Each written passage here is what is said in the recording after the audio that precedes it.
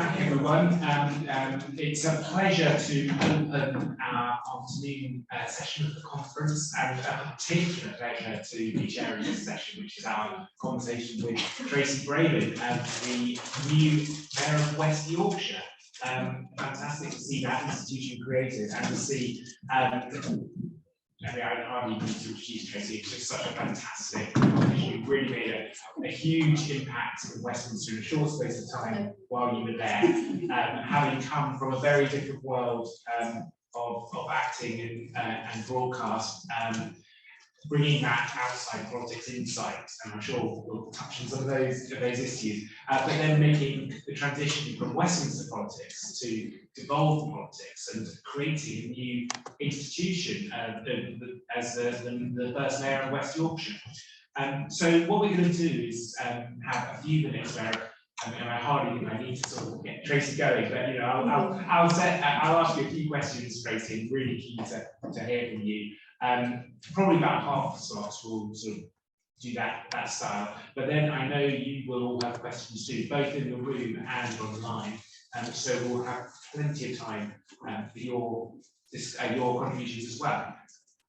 So Tracy, I'm going to just sort of kick off, and it's pretty much 6 months since your election and the start of being Mayor of West Yorkshire, and just really keen to hear how that first half year has gone and what's happening next. So your vision for your term in office. Well, thank you very much, everybody, for coming into the room, and everybody who's online. Thank you for taking time in your Saturday, and everything, all the Christmas trees are out, so I'm assuming people are thinking about Christmas shopping as well. So the fact you're here, I'm really pleased. As Andrew said, I'm the Mayor of West Yorkshire. I'm the first West Yorkshire Mayor, the first ever woman Metro Mayor in the country. And I think what's been really interesting, I was reflecting coming over on the train about the questions that you might answer and ask. And I was thinking, what is this job about? This local politician, but sort of turbocharged. And the 38 million a year for 10 years is not just about the money, it's about the soft power, it's about the convening capabilities, about being that champion for the region. But I also think it's about belonging and identity, because thinking about my life as a Member of Parliament, it was so split, half the time in Westminster, half the time in Batley and Spen. But as Mayor, I'm now 100% in West Yorkshire.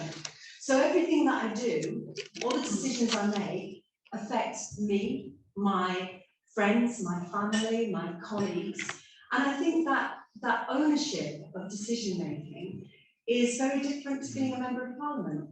And the expectation that the decisions you make, you see the next day. And certainly you have felt probably the same as me when Theresa Coffey, the DWP minister, was at the Conservative Party conference saying, the time of my life, the eve of her having made that decision to take £1,000 away from the poorest families in the country. And I think that disconnect is what is so interesting about the job, that I didn't realise it, but I was in that Westminster bubble. And being in opposition, it's very, very difficult to make change and to have impact. But I've been able to say to the public last May, oh, thank you, Paul, for coming to tea. You're very kind, taking pity on me. That I was able to say, I've got 10 pledges, whether that's 5,000 affordable sustainable homes, whether that's 1,000 skilled jobs for young people, bringing bosses back into public control, inclusivity champion and so on. All of those 10 pledges, in the first 100 days, I was able to say, we've allocated money, and in some circumstances, substantial amounts of money, and the pledge has been moved on. And in the combined authority, there are 650, 700 people working to push those pledges on to fruition to deliver. So this is absolutely Labour in power. And as we've seen in Wales, Labour in power, this is what it looks like. Your identity is, if you're Welsh, you vote Labour. And that's what I want to get to, that if you're Yorkshire, from Yorkshire, you vote Labour. Because you've seen Labour work on the ground. And let's not forget the 8 Labour mayors, they represent 20 million people. 3 in 5 people in the north have a mayor. And we can say, we know you, we are you. And I love public transport, and I travel on the bus and the train all the time. And a guy came up to me the other day, and I was on my own, I was like, oh, hello. And he said, oh, you're Tracy Brabin, I voted for you because you won a bus. And I think there's something about that authenticity that's really valuable. And honestly, seeing, you know, MPs in the Caribbean working from home, I think, God, the disconnect is so massive. And that's the power of devolution, has been able to get that mayor, who's a decision maker for our community and has that connection with the public to hear what you need. And we know what the solutions are. And just finally, if I could say that we have proven track record of delivery. So in 2014, when we had the growth deal, 235 million, of every pound that we spent, and it was the LEPs and the council authorities that spent it, not government, not Westminster, we spent it, every pound brought £12 back. Because we know we can do it cost effectively, we know where the issues are, we know where we can deliver and work. So what has been so fascinating the last 6 months is to have that power and money. And I felt, and I think I've said to you in the past, that sitting at my desk as the mayor, I feel like a minister, because I can deliver for my community in a very, in a swift way that will make life better. Yeah. So let's look ahead to the end of your term, and you know, you're probably not thinking that far ahead yet. But what's the one thing that you want to, you know, when that next election comes, look back with pride that you've changed for West Yorkshire? Yeah, well, thank you. Well, thanks. I mean, 6 months in, it's really hard to think. But I would say we know that our bus network is broken.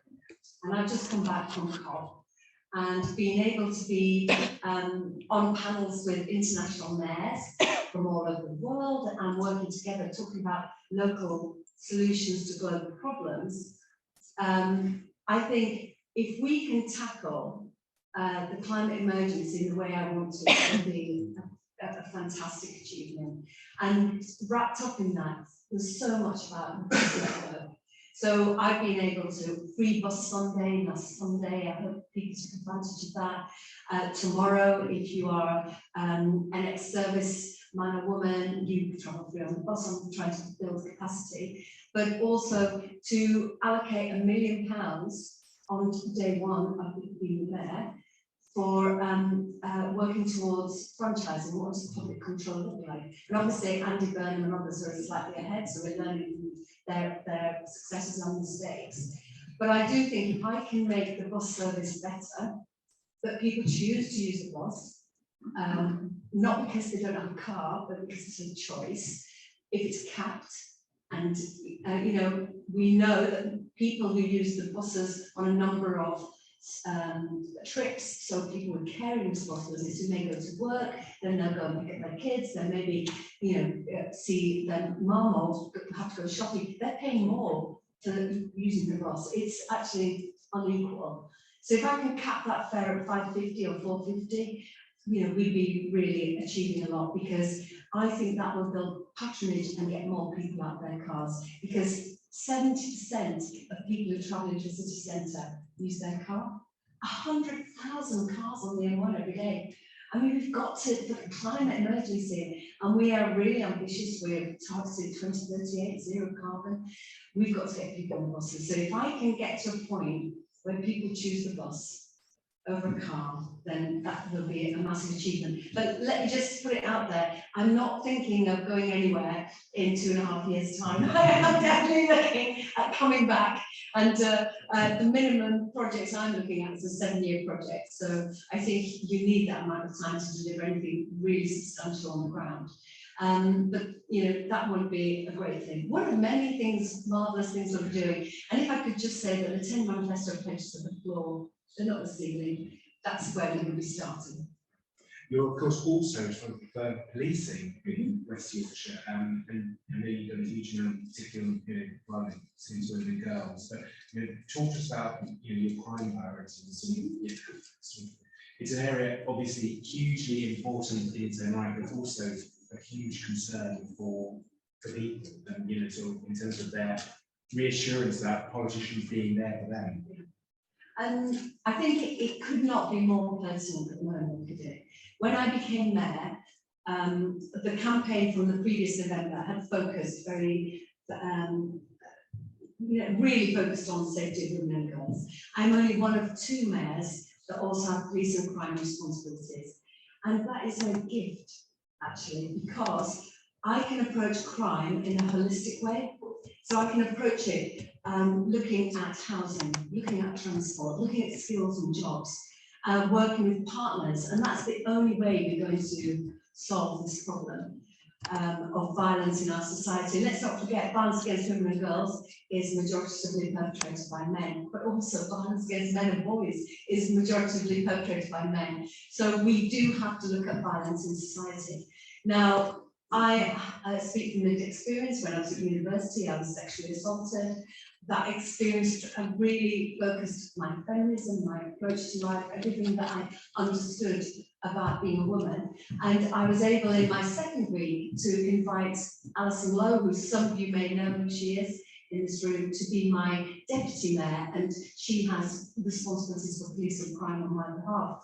She speaks very openly about being a survivor of child sexual abuse and domestic violence. And from our own lived experience, I think 2 women talking about this subject and the determination to make change is going to be quite profound, hopefully. And these figures are quite shocking, when 9 women a day are raped in West Yorkshire, 12 women a day are sexually assaulted in West Yorkshire. That is slightly higher than the national average. We have a job of work to do. Now we have, West Yorkshire Police are outstanding at their recording. So potentially it could be slightly skewed because we have great recording where some police authorities don't. But I am determined to see a difference in that area. So we bid into government pots and been already quite successful with tens and hundreds of thousands of pounds are coming into the region for safety in parks, peer work at university with boys, not to be a bystander. We've got a programme going into schools called Pol Ed that talks about consent and porn. We are trying to do the upstream work to stop violence against women and girls and violence in our society. So we have a lot of support, and we have the safety nets, victim services that we're supporting, refugees, etc. But we need to stop it. We need to not just be dealing with the aftermath, but actually trying to change behaviour as well. And you have to start when people are young. And talking to, there's the Welsh government have a brilliant campaign at the moment. Welsh men talking about their mates, and when you say, she said no, but I'm going to keep going till she says yes. That is stalking, or that is coercion, or that is pressure. It's really interesting how we accept certain behaviours that could then spin into bad behaviour. But also we have to get our own house in order. So I was able to say to West Yorkshire Police, and the Chief Constable is supportive of this, what are our numbers for officers who have hurt their partner? What is our numbers of those who have lost their job but haven't gone to into the criminal justice system because it's too complicated? What's our pattern? What's it look like for us? And just to say, part of the problem is also it's so important that government understand this. If you and I had a fight and you punched me on the nose, you'd immediately, the process would start that you would be essentially a criminal. If we're in a relationship, the police have to develop the whole package of evidence, and that could mean bringing in advisors at £1,000 a day to provide evidence, but then that to go to the CPS to see if there's a case. That's why there's this blockage. It has to be treated as if it's a violent assault, irrespective of the fact that there's a relationship. So, there's a job of work for politicians to do. It's great to see Roy here, and the House of Lords and the House of Parliament, they've got a job to do. But locally, hopefully we can make those interventions. But I would say for anyone in the room, if you've experienced anything in our region, please do report it. Alex Stover, who I think you'll be hearing from later, and I had a round table around spiking and gathering evidence and listening to the police to see what they're doing about it. So we can react really quickly. If you see a problem, you can tell us, and then we can speak to the police directly. So Tracy, the last time you worked with the Fabians was when you wrote a chapter in a book that John Healy edited on how to win back working class communities, which is obviously hugely more political issue, but all about that reconnection. Now, your chapter in that was about how to bring diverse communities together, and clearly in West Yorkshire, that's particularly, it's such a diverse area, but not just racially, but in terms of town, city, country as well. So I mean, how, I guess, in your new position, do you reflect on the capacity of politics to heal some of the divides you have, whether it's within a particular town or some of those broader social divides that we all have?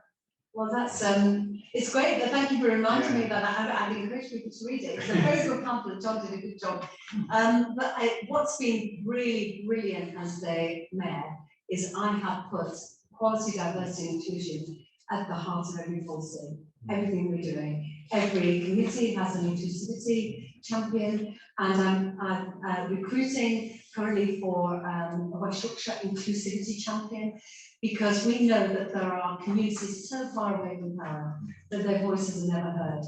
And we have a job of work to do now at the Combined Authority, and there's been a massive amount of work being done over the last 6 months to hear voices of those in our organisation that aren't heard. When it comes to recruitment, making sure that we go further into where our ads are placed, who sees them. It isn't just the same people. Our consultation with the public is online, and we did a bit of a deep dive, and it seems it's mainly middle-aged white men that contact us because it's online. So we've got a roadshow called Tell Tracy, that will be going out into communities to listen to people about their opinions on housing, on police, on transport, to get authentic voices, and obviously working with brilliant councillors. There's councillors in the room today, working with them to understand their communities. But we will not flourish if we cannot close that divide in our own community. It's health inequality, it's inequality of opportunity as well. And I'm pleased that Michael Gove is the new lending minister, actually, because he does seem like someone that cares about the data. And when he says living your best, wants everybody to live their best life.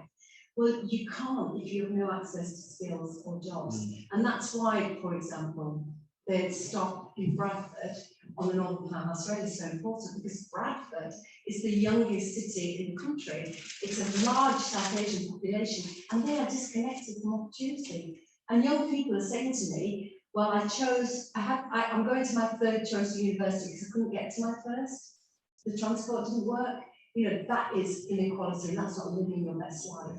So there is a real opportunity here, and I'm very, very excited about the work we've done in the first 6 months, and where we're definitely going to get to it in the next few years, because that affordable, accessible social housing can make a difference. Retrofitting homes, warmer homes for working class people on tight budgets. I can do a fair bit to try and close that health inequality, opportunity inequality that we see across the country.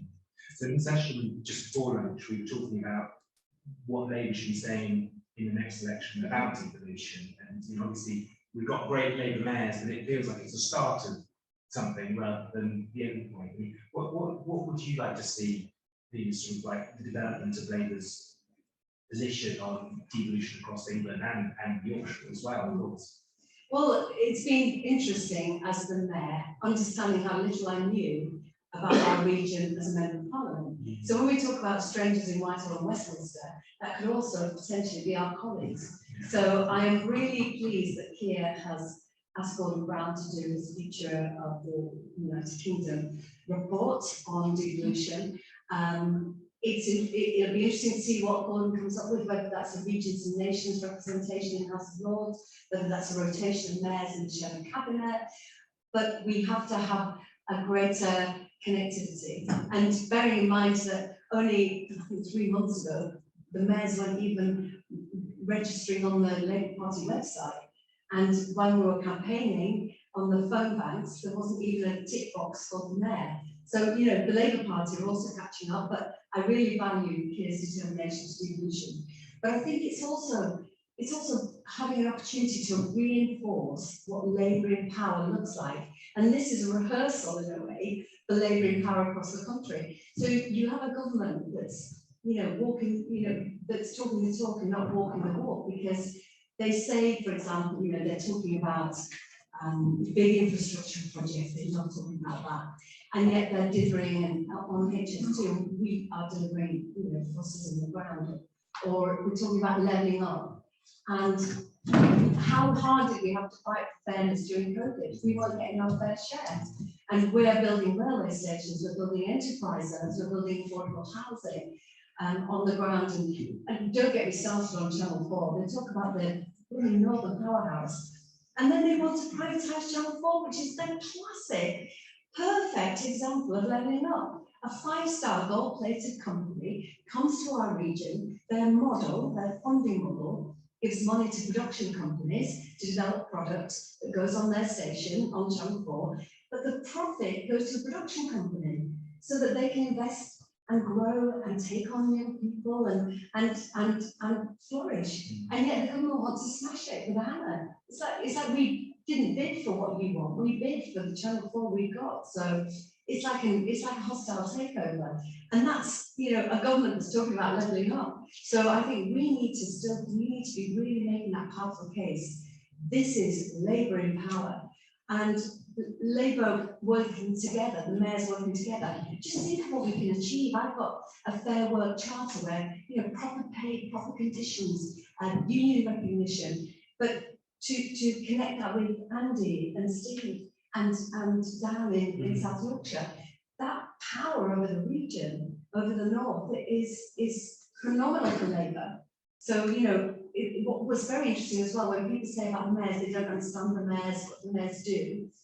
In my election, getting 60% of the vote, I was hugely proud of that. But actually, it was also higher than Labour councillors, the percentages. So people do want an advocate, they do want a champion. And I think if Labour make that case that we are the authentic voice of our communities, and we will be your champion, that's what people want. They don't want the highfalutin, high level stuff. They want to know, what are you going to do in my community to make my life better? So last question from me, then we'll open it up to everyone else. I mean, just reflect, Tracy, on like, you know, the story of the last 5-7 years for you. You came from outside politics, very successful career in acting. The circumstances of your election were obviously tragic, and you know, you were a fantastic successor to Joe. But the politics that you were in Westminster was not a happy place, and remains, you know, we've just seen the sleaze in the last few weeks. You know, there's something about Westminster policy and politics which feels, you know, like it's not the democracy we want to preserve. And now you're here trying to create a new democracy, a new institution. But just, you know, going back to those years in Westminster, what's your reflection now you're outside of how our democracy is working? Yeah, I mean, you mentioned coming into politics. I mean, it was absolutely horrendous. And in the first 6 months, particularly, it was very difficult because everywhere I went, people were bursting into tears because me arriving meant they'd lost, you know, reminded them that they'd lost Joe. And when I was thinking about standing and speaking to my family, and, you know, explaining that I spoke to Labour Party and everything, there was a lot of anxiety. You know, you're going to replace them, you've just been murdered. But I said it was a once in a lifetime. We will never see that again. That was brought about by the, you know, all about the EU and, you know, people. He was a one-off. And then 5 years later, Sir David Amos. So we know that politics is a dangerous place to be. But I also really know from my experience, that that heat and that toxicity comes from the top. So during all the Brexit debates, and I was in a couple where trying to call out the Prime Minister for his language, the capitulation act, the traitors, all of that hatred, that language, to say when he was setting the people against Westminster, but we are people, and I've never had to have security, but during that period I had to have the police at my surgeries because of death threats, and we know that's not gone away. And to Rainer, just Phillips, so many, and sometimes women, I mean not sometimes, but seems invariably women on social media, particularly, get a lot of hate. Obviously, if we report it, people need to go to prison for it. But it's not great that this is what our democracy is. It's pretty tainted and potentially puts people off going into politics because it's so bad. But I think there's also a balance to be struck. And I don't know if anybody remembers Shouldergate when at the dispatch box when the shoulder of my dress slipped off, and it was honestly the world went mad. And I was being taken from behind a bit, you know, really thin and breastfeeding, and I mean, goodness me, the abuse was horrendous. But to be able to then auction that dress, got 20,000 plus of the girl died, and you sort of try and pivot the bad stuff into good. So try not to take all of it so seriously and trying to get a win over the trolls, because they can't win. But it has been horrendous. And it's a very difficult place. But if I can just say, I now still have security as the mayor, so does my deputy mayor, but the leader of Bradford Council, for example, doesn't. And she gets probably the same amount of abuse. And I think councillors in our community, they pay very little. They get no pension, no maternity, paternity rights, and they get a whole lot of abuse, and they get no protection. So, you know, if there's anything I can do in that sphere, that's what I'm doing. So I will ask some of our audience posing their questions. I'm going to start online this time, as we started in the really last session. So I'd like to call Sue Ledwith first.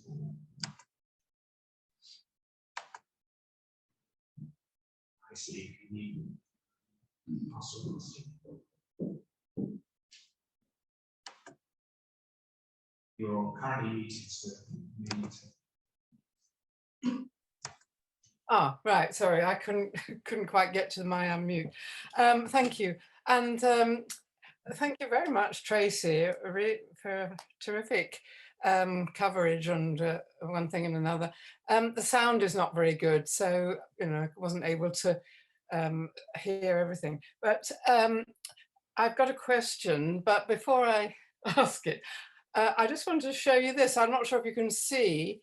Oh, it's a. Well, it's gone, but it's, I've just come back from northern Spain where we have family. And in the big playground in the middle of the city where we were, there's this wonderful bench painted lavender in Spanish and in the local dialect. It says no to violence against women. And I thought this was really terrific. You know, in the middle of this playground and with people sitting on it and one thing and another. And I thought, what a great idea. But I suppose my question is around things that you've talked about in this really important issue of localism. And I put in the chat the local elected mayors and the pandemic's emphasis on local community action, which certainly where I live has been really strong. And I live in Oxford and our city council is Labour, and they set up a whole lot of community hubs. And so, and in our local county elections in May, the Tories lost. They've been in power since the 19th century. And so all this localism, we've got this Labour revival at local level. How can you see that developing further and upwards in a way into the Labour Party in time for the next general election, especially given that mayors are going to have to be elected under first past the post? Thank you very much. Again, we do deal with that change to the constitution without any consultation with democracy at all. But that broad point about how we go from successful Labour mayors to successful Labour government. Well, I do agree with you about localism, and I was so pleased to see on the local refuse carts in Leeds the phone number for Refuge and Women's Aid, and a message about violence against women and girls not being acceptable. That's innovation from councillors working really hard to get the message in unusual places. I've been able to, on our local buses, have the same process for women who are fleeing domestic violence. They can travel for free on the train. We're now working with Women's Aid so they can travel for free on the bus. We're putting in messaging on buses around violence against women and girls. So you're absolutely right, Sue, that localism is where the action is. And I've spoken a little bit about what I think the Labour Party should be and are doing through councils, and we've seen during the pandemic, haven't we? Labour councils providing food for hungry families, tech for kids that can't access their homework, the way that they rolled out the testing, tracking and tracing, the vaccination programme delivered by the NHS and our local councils and primary care. You know, we know how to do it, and that's hopefully what will be the outcome of the future of the United Kingdom report that Gordon is leading on, is that we have to trust local leaders and work really closely with local leaders and to get things done on the ground that show Labour in power makes your life better. Great, Tracy. And now I'd like to call Morris Austin. Hello, Tracy. Thank you for a very, very excellent talk. You did say that you have the power and the money to do your job. That's fine, great. But I wonder how the creation of your role, or any mayor's role, actually affects that of the, inverted commas, ordinary councillors. Well, that's a great question. I think it affects ordinary councillors and also members of Parliament who represent their community within West Yorkshire, that they have access to somebody that can help them deliver on their ambitions. So from Yvette Cooper or Kim Ledbetter in Batley and Spen, we have MPs that potentially in marginals, we can work together to help them deliver on their community priorities and have that access not just to council funding but also to the gain share and mayoral priorities. And it's been very exciting and humbling as well, the way that council leaders and councillors have really jumped onto the 10 manifesto pledges, because actually it's their pledges as well. So we're very consistent in our messaging, and I'm in a very privileged position that all 5 leaders are Labour. So there are some mayors that have a lot of shenanigans going on with with other party leaders, but we all really have the same values, those Labour values in our heart, and we can all deliver, and the mayor can help local leaders, council leaders, and also local councillors deliver on the ground. Thanks, Tracy. Now, questions from people in the room. I've only got one hand so far, but let's start with the man there and then the woman back. Yeah. Hi, my name's Andrew. Tracy, I'm just following up from your comments about Channel 4, for example, which we must remember is a Margaret Thatcher creation from the early 1980s at the height of her power. And I just wondered, when you're talking about defending Channel 4, being in these, problem at all with that, how are you getting on with your Conservative members of Parliament who also want the best for their area? Thank you. It's really important that this is a cross-party issue, and it isn't about Labour representatives being angry about Channel 4. Everybody's angry about this because we see the impact it's going to have on our communities and the opportunities. So I've been able to work with other mayors as well, because Leeds doesn't just, Channel 4 in Leeds doesn't just commission Leeds companies, their commitment to regions and nations commissioning, and they've actually hit their target of 50% 2 years early, so that, you can see their commitment is there, it impacts on Salford, it impacts on Liverpool, it impacts in Sheffield.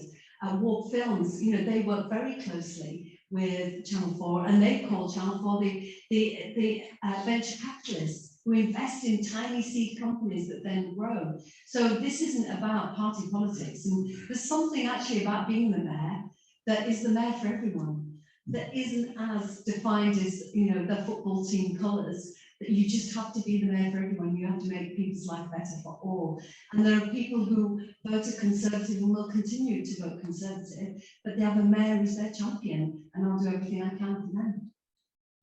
And then, yeah, women back. Hi Tracy, Hello, so nice to see you.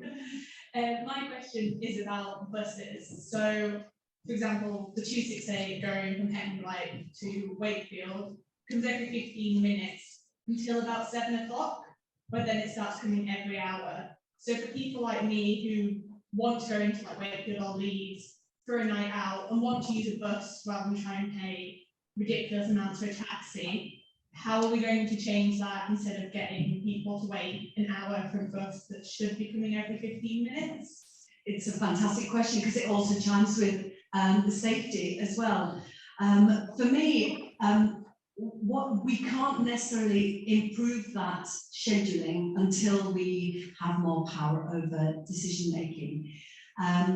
One example is the 205, if anyone lives in Pudsey, that was going to be scrapped because it wasn't making enough money for the bus company. So we could intervene and keep that route on because we were being lobbied by people who lived there, for whom the 205 was a lifeline. So we have invested a substantial amount of money in making sure that that line continues.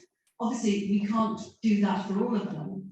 However, it's really important for people to know that during the pandemic, we have supported the bus companies to the tune of tens of millions of pounds, probably the same as government, to keep them going so that key workers could get to work, to keep them going during the pandemic. So there needs to be, that relationship is quite advanced in comparison to some other regions. So we do have a decent relationship with the bus providers.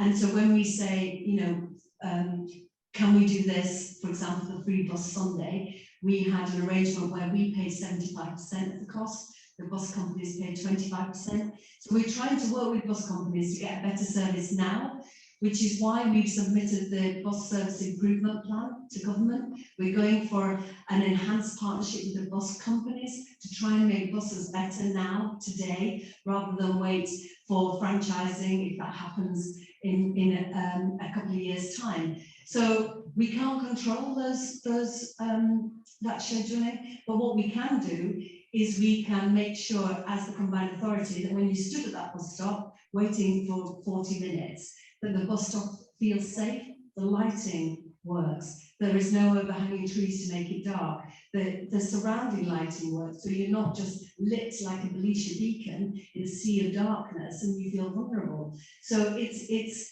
what can I do now to make it safer and to make buses more attractive. But once we get to an enhanced partnership and then potentially to franchising, things will be very different. I did see another hand. Yeah. Hi Tracy, I'm Emma. Just wait for the mic. Oh, sorry. I didn't know that. Hi, Emma Burnell, I'm freelance journalist. How philosophically do you approach your twin roles of being a local champion, a champion for West Yorkshire, but also wanting to see success for everybody nationally? And how do we move from massive kind of devolution work for devolution for the next 3 years? How do we square the circle of moving an approach of devolution from regions competing against each other to regions being successful in their own right without that Thatcherite competition element? Well, I'm not much of a philosopher, so I'm not sure how to approach your initial question, but I have always been a proud Yorkshire woman. I will always be a champion for our region, but I also think that there's an added responsibility of being the first woman. So I want to also have a national role and an international role, working with other women leaders across the world to make life better for women and girls. So there are two priorities, but luckily having a team of nearly 700 people, we're all working together, so it doesn't all fall on my shoulders. But to have that balance, I think one feeds the other. So when it comes to the beauty contest section of your question, and you'll have seen on the front of the Yorkshire Post today that local councils were spending tens of thousands of pounds, hundreds of thousands of pounds on consultants to help them bid for money from government into beauty contests, pots of money. But they were using that money to build swimming pools and to renovate art centres. I mean, this is the bread and butter of councils. You shouldn't have to bid to government to get the money that you're owed. The money that's been given to local councils has dropped off a cliff. I mean, Kirklees lost 60% of its funding since 2010. Some councils around the country, it's even higher. So we're having to bid for these tiny pots of funding. And also bearing in mind that then when you're working on that bid, you can't prepare your pipeline of projects because you're scrabbling around. So that the City Region Sustainable Transport Settlement, very catchy title, that we were bidding for, we had to do it over the summer. So officers had to, not go on holiday or work long hours trying to get this bid in. We bid for 900 plus million. We got 83 million, so we're 90 million short. But we had to turn it around at speed.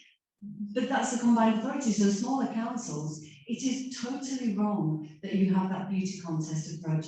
You've got to give us the money to deliver. And as I said earlier, the example of where we make the decisions, it also adds value and it creates growth for our region. So this is not the way to do it. And I keep making the case, that money comes in and it has to be spent in a year. We've got to have 3-5 year settlements rather than these short-term settlements, because even with COVID, we're having to ask government to let us extend the time with which we're going to deliver a project so we can get the money. And then having to say, do you know COVID happened? Do you know that we couldn't get people on site? We had, timber was coming late or steel was coming late, and having to beg government to give us wiggle room. This is an devolution. Thanks, Tracy. Another question? I know you have all dried up here, so we go. My parents live in an area near Leeds where there's a huge new housing development, none of which is social housing, and no increased resources are in the town or village really to cater for the housing development. How do you as a mayor try and create more equal distribution of social housing around West Yorkshire and the Yorkshire area, rather than just creating new developments which would really quite overpriced housing? I was shocked at the cost of the houses on the area, and it's one that was taken out of the green belt, which I feel would be for good reason if it had housing for people, not just people who can afford it. What's your name? I'm Nina. Nina, sorry. Thank you, Nina. Part of the problem is governmental. So government have said to councils, we need your local plan. We need to see where the allocations for housing are going to go. And then there's planning permission required. And there is a section, somebody can tell me in the audience who knows planning. 106, thank you, where the developers have to then contribute to their community with roads or playgrounds or doctor's surgeries or whatever. That is as far as the law goes, but I am in a position where my 5,000 affordable sustainable homes pledge means that I'm going to be working with Yorkshire Housing Associations to identify where we can go faster and further, because it can't be right that all that is being built are these expensive executive homes. Of course they're needed, because there will be people who are moving out with young children back to backs. They've got a nice job, they want to move to a nicer, a bigger home. there is some flow there, but it's really important that affordable is a priority. But also we need to make sure that the council stock that we have is also warm and economic. So I don't know how much door knocking people have done in the room, but when I've been door knocking, some of the homes I've knocked on the door and the door is open, and I wonder whether it's derelict, because that housing stock is so shocking. We have a responsibility to those in social housing. I grew up in a council flat. I know the value of a roof over your head that you can afford, and it gave us all in my family the opportunity to live without fear of eviction. We have a problem that we also have landlords that are charging eye-watering rents as well. So we're looking at ways where we can deal with landlords to make sure that they work with us as well. But it's an opportunity, the Mayor, to make that difference and to make the case for connectivity and also greener communities. So the White Rose Forest, which I think some of you may know about that, our commitment to tree planting and to greening communities, we can play our part. Question? I can see one hand, so that will be the last question. If there aren't any online?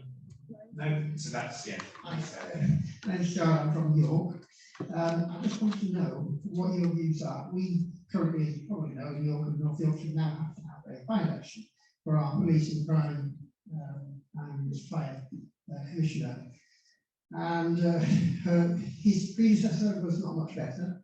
When I was a city councillor, I had to challenge her on the committee that was responsible for public safety at the time. And she was more interested in doing her own agenda. And then, of course, this idiot who caused the by-election for his comments as regards the tragic death of the woman caused by this police officer. So, how do you feel about that? Well, he was a long time going, wasn't he? I mean, it just was so shocking how he felt he could hang on that sense of privilege, saying that Sarah Everard made a mistake in believing somebody that was a police officer. I mean, it just felt so out of kilter with what people were thinking. Obviously in York you have your own processes. I have a little bit to do with York. I'm the Mayor of West Yorkshire, but we also support you on some of your transport projects. But I think, and I hope, that what the people of York have learned, that they have to be really thoughtful in who they want to represent them, because it's such a powerful position, the Police and Crime Commissioner. And it's so interesting and such a potential to change. The role is you're the voice of the public, holding the Chief Constable to account. You have a budget, you have opportunities to make change in your community. There are many Labour women police and crime commissioners around the country doing fantastic and innovative work. So maybe potentially inspiring a woman to stand who might understand. Yeah, I might understand the priority around women and girls. Brilliant. Tracy, thank you so much. That was fantastic.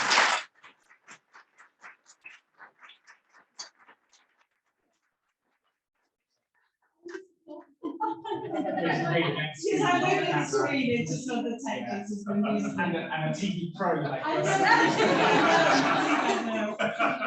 thank you so much. It's a pleasure to have you at our video board event. That was just so inspiring. It's good to feel optimistic about politics. It doesn't happen enough. So would you join me in one more round of applause?